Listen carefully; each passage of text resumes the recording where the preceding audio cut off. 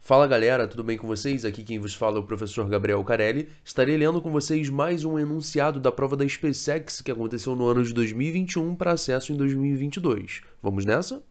Dois carros A e B percorrem uma mesma estrada e suas respectivas funções horárias da posição são dadas por SA igual a 2t menos 5 e SB igual a t ao quadrado menos 4, onde S é dado em metros e t é dado em segundos.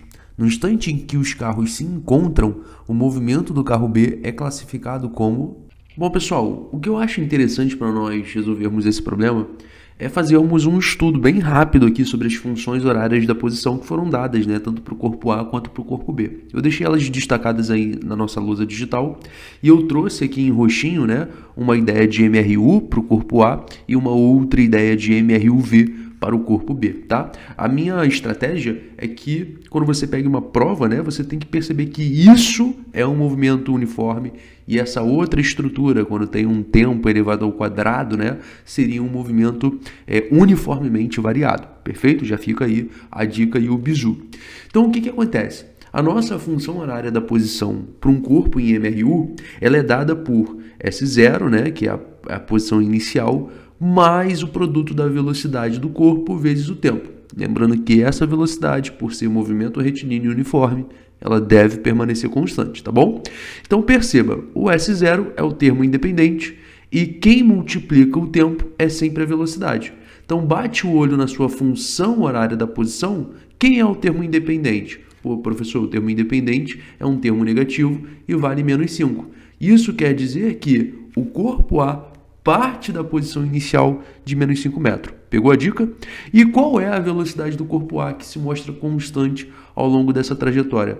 A velocidade do corpo A é o que está junto com o tempo, né? Vale 2 metros por segundo, tudo bem?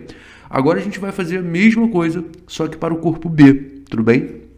Lembrando agora que a função horária da posição para um corpo que tem aceleração, né, é dada por S0. Então, mais uma vez, a posição inicial mostra-se independente. Agora, né, eu tenho o produto da velocidade inicial pelo tempo, bacana. E para finalizar, nós temos uma estrutura um pouquinho maior, que é o produto da aceleração pelo quadrado do tempo. Tudo isso dividido por 2, tranquilo? Então, vamos identificar, né? Quem é a posição inicial? É o termo que está independente, ou seja, seria o termo menos 4. Isso quer dizer que o corpo B, ele parte, né? Ele inicia o seu movimento da posição inicial de menos 4 metros, tá certo? Qual é a velocidade inicial do tempo? Se você olhar, qual é a velocidade inicial do corpo B? Se nós olharmos aqui para essa estrutura, veremos que ela não trabalha com a parcela t, né, que envolva esse t elevado à primeira potência. Então, o que acontece? Pelo simples fato de não termos, quer dizer que a velocidade inicial do corpo vale 0 metro por segundo, ou seja, ele parte do repouso, tá? Então, é como se tivesse aqui um mais 0 vezes o tempo t. Tranquilo? E a aceleração é uma pegadinha que muitos alunos até hoje caem, né? Os alunos poderiam me dizer que a aceleração aqui vale 1 metro por segundo ao quadrado. Não, pessoal. Repara só que existe uma aceleração dividido por 2, né? Então, o que você deveria fazer? Você deveria dizer que a aceleração desse corpo, né, dividida por 2 é igual, de fato, a esse termo que está aqui na frente, que é o 1, né? Então, quando você pega esse 2 e multiplica lá pelo 1, tu descobre que a aceleração do corpo B é de 2 metros por segundo ao quadrado. Inclusive, é uma aceleração, né, que tem sinal positivo. Fica a dica, tá? Quando ele fala para você que os corpos vão se encontrar e você, de repente, precisa saber o tempo que isso demorou para acontecer, você vai igualar as posições finais, né? Então, você vai igualar as equações que foram dadas previamente lá no nosso enunciado, tudo bem? Igualando essas equações, né, vai rolar toda uma matemática aqui e você vai perceber junto comigo que o tempo de encontro, né, ou seja, o intervalo de tempo, o instante, na verdade, que eles se encontram é um instante de 1 segundo, ou seja, 1 segundo após o início desse movimento, haverá um encontro entre esses dois corpos, beleza?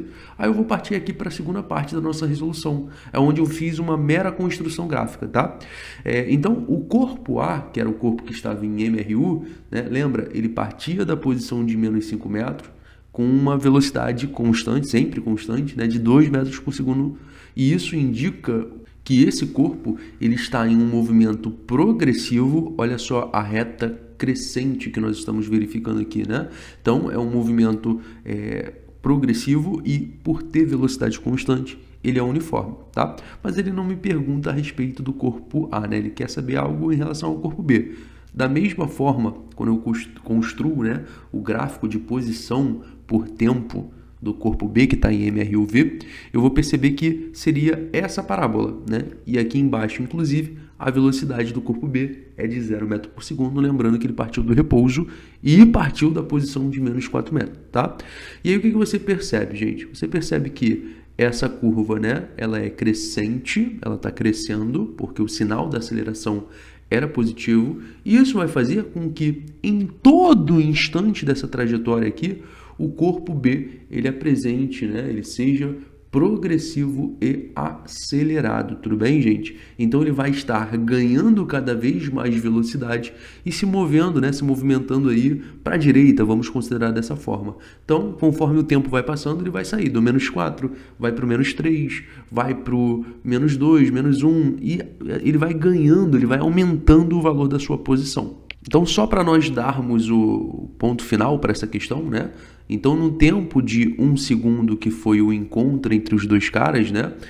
O corpo B ele ocupa a posição de menos 3, então aumentou a posição, tem que ser progressivo esse movimento, tá?